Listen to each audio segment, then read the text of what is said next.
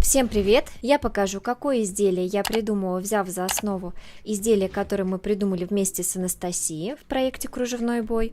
И сегодня мы как раз приступим к его разбору. Для начала я хочу показать вам, какой мотив я плету для своего будущего браслета. Да, я еще не говорила, это будет именно браслет. Посмотрите, здесь немного схема изменена, но я думаю, что у вас никаких сложностей не должно возникнуть, потому что я просто плету не пятиугольник, а 6. То есть все то же самое я делаю, но только делаю по 6 раз, не 5, а 6. Это я делаю для того, чтобы мне было проще собирать сам браслет впоследствии, и он у меня был симметричным.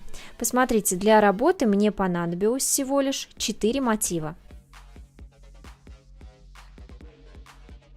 Итак, вот таких 4 мотивчика нам понадобится, и из них мы будем собирать наш браслет. Если честно, вначале я думала, что расшивать работу буду бусинами под жемчуг, но когда я начала работу, я поняла, что такие бусины мне не подходят, поэтому я заменила их на вот такие интересные граненые бусины. У меня они будут использоваться 4 мм, вот, посмотрите.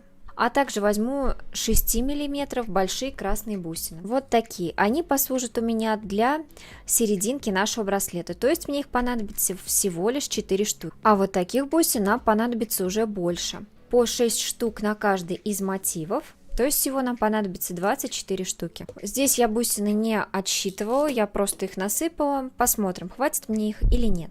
Теперь нам понадобится иголка, самая обычная, и также нитки. Я буду использовать те же нитки, которыми я плела саму работу. Теперь мы можем отложить 3 наших мотива в сторону. Берем один и начинаем расшивать с самого центра. То есть вначале мы нить должны завести, нить с иглой, естественно, мы должны завести в самый центр. Здесь мы сразу ее зафиксируем, чтобы никуда у нас ниточка не убегала. Теперь выходим через вот эту серединку в центр.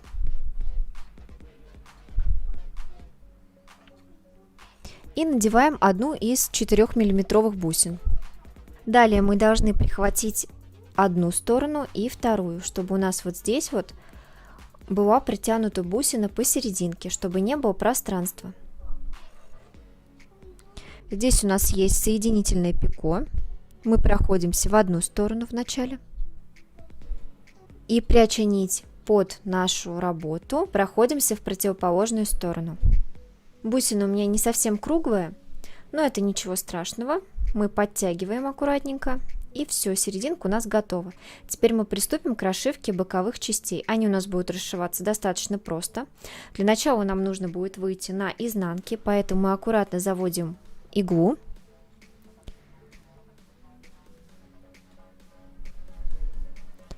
И выходим с изнанки.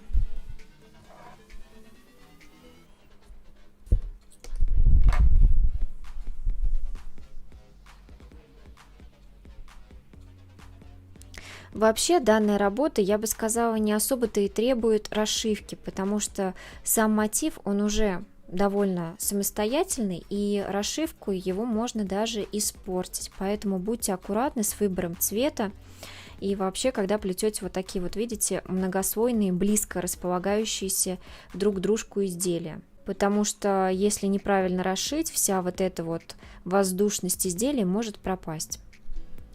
Итак, мы вышли на изнанки, и теперь аккуратно вот в эти места мы будем вшивать как раз таки бусинки. Но для начала нам нужно будет пройтись аккуратно до места, примерно вот здесь, до вот этого места. То есть вот до вот этих узелков, потому что отсюда мы по кругу начнем расшивать работу и ее аккуратно при этом стягивать.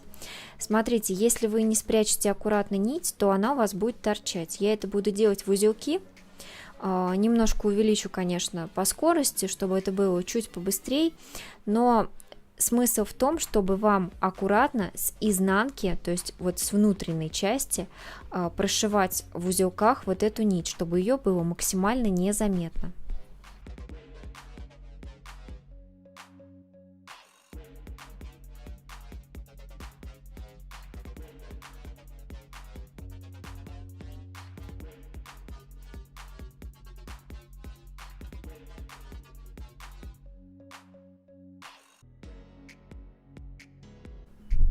Как только вы дошли до примерно 4-го узелка, Здесь у нас есть место соединения нашего первого ряда. Туда мы как раз-таки и проходимся иглой.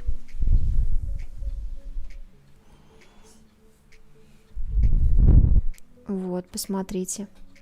Я это делаю внизу.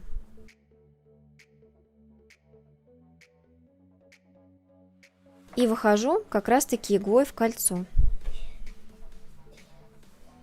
Далее мы надеваем одну из наших бусин. Я выбрала красный цвет, потому что мне кажется, он максимально гармонично смотрится с данным цветом.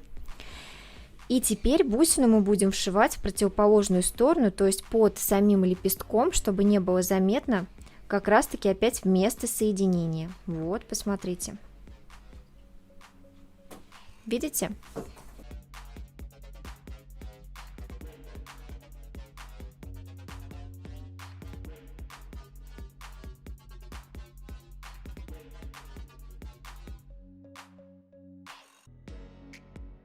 И вот что у нас получается.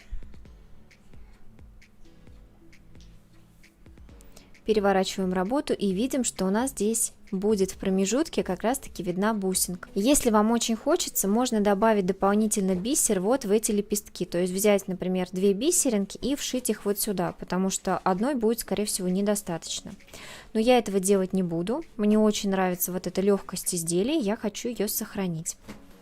Далее по кругу мы также будем проходиться и вшивать все вот эти наши красные бусины. Теперь, чтобы не было нитка заметна, мы вошьем в 3 вот этих узелка, которые у нас здесь есть, вот в эти 3 узелка аккуратно, спрячем нить и опять точно так же выйдем в место соединения дуги и кольца.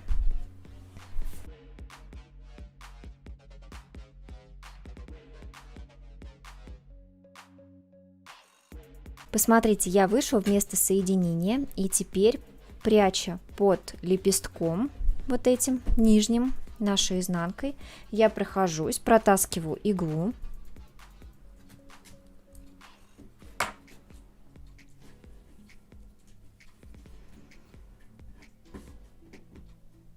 Надеваю бусину.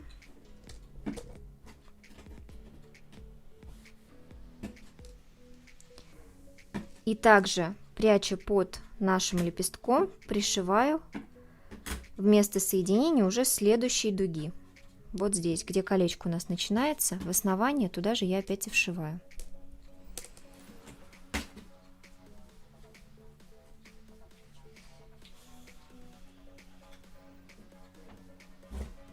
И вот посмотрите, опять место вот это, где у нас промежутки, у нас заполнено бусиной. И так по кругу.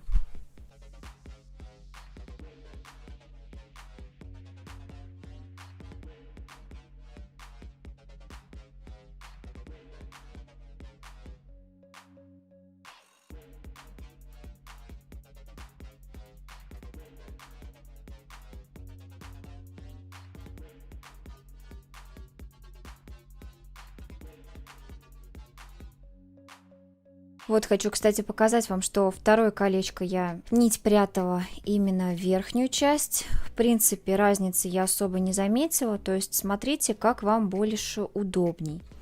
Итак, теперь я выхожу опять в место соединения.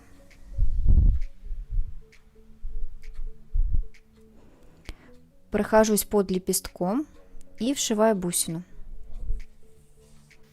Теперь будьте внимательны в моменте.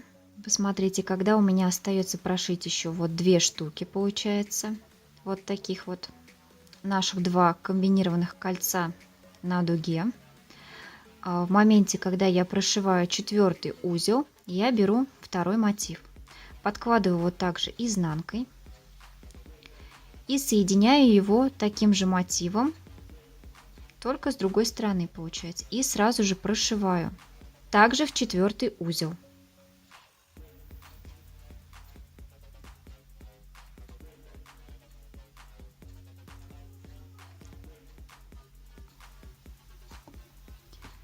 Аккуратно подтягиваем.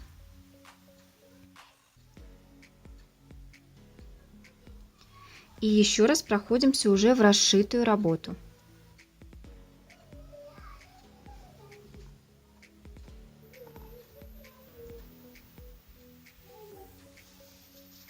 теперь затягиваем.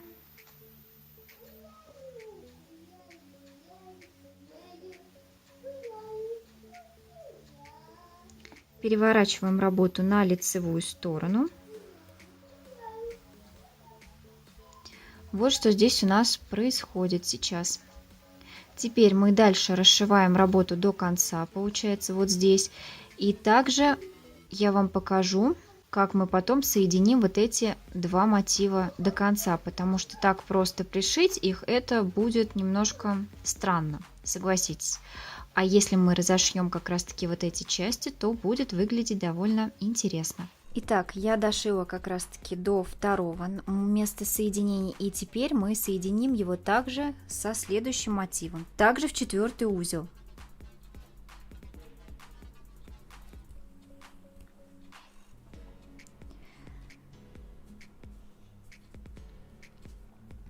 Проходимся в одну и в другую сторону. Но теперь мы проходимся еще дополнительно и в следующий мотив, чтобы у нас игла оказалась там. Переворачиваем работу, смотрим, что у нас получилось.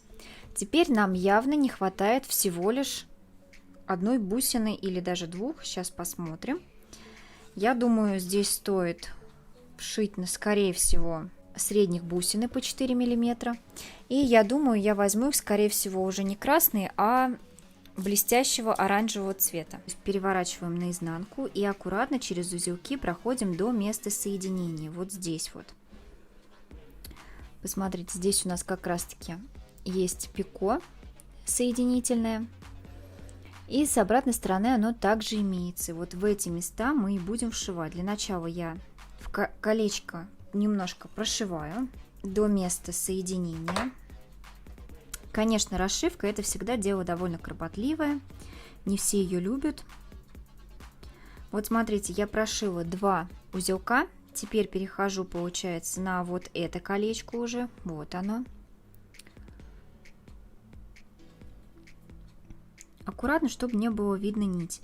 На самом деле показывать такое, конечно, сложно. Не всегда по видео понятно, куда нужно вшивать, но если вы посмотрите на свою работу, если вы плетете, то вы сразу же поймете, куда именно нужно прятать нить, потому что это видно, прям чувствуется. И сразу же, смотрите, прохожусь сквозь пико. Вот у меня здесь пико.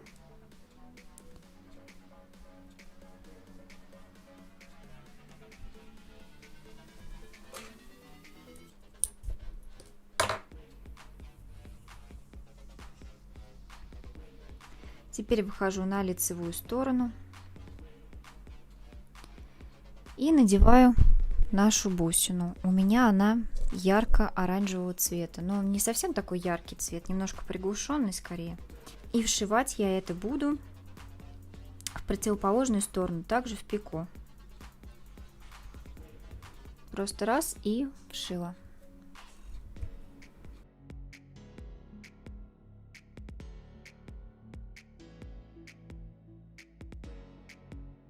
Вот, посмотрите, что у нас должно получиться. Подтянули, проходимся в обратную сторону и аккуратно прошиваем теперь уже до второго нашего колечка.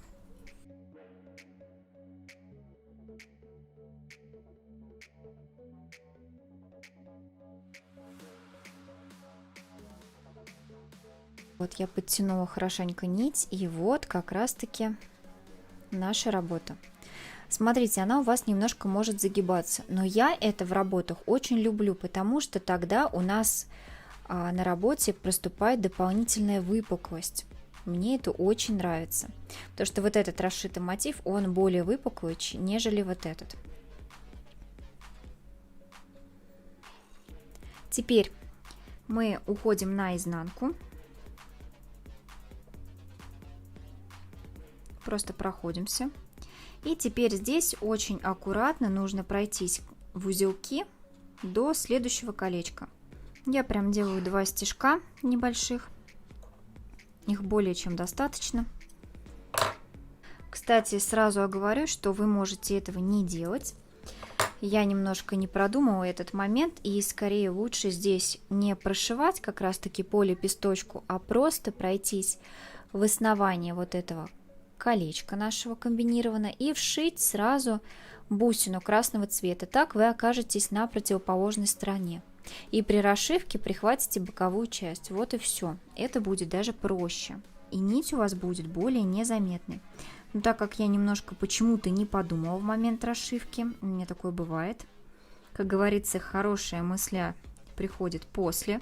Я это сделаю по своему уже методу, который мне теперь приходится выполнять, как я и сказала. Теперь надеваем бусину, прошиваем ее в одну и в другую сторону. И дальше мы продолжим уже обычную расшивку, которую я и показала на примере первого варианта нашего вот этого первого мотива. Вот 2 бусины пришиты с изнанки. Вот видите, чуть-чуть заметна нитка, но это моя уже оплошность. Следующую свою работу я буду расшивать именно проходясь сквозь бусину красную, то есть пришивать ее вначале, а потом пришивать как раз таки оранжевую. И вот посмотрите, что с обратной стороны. Мне кажется, работа получается довольно интересная. Яркая, необычная.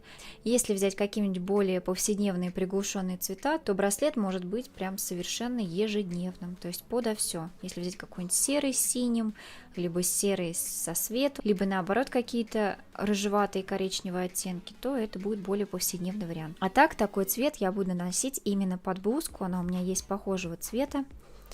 Я плету браслет именно под нее. Теперь я к вам вернусь уже, когда полностью соберу свой браслет. Мы посмотрим вместе с вами, что же у нас получилось в конце. Я думаю, что расшивка браслета не должна занять слишком много времени. Ну что, я закончила плетение своего браслета. Посмотрите, он у меня загибается сам естественным образом.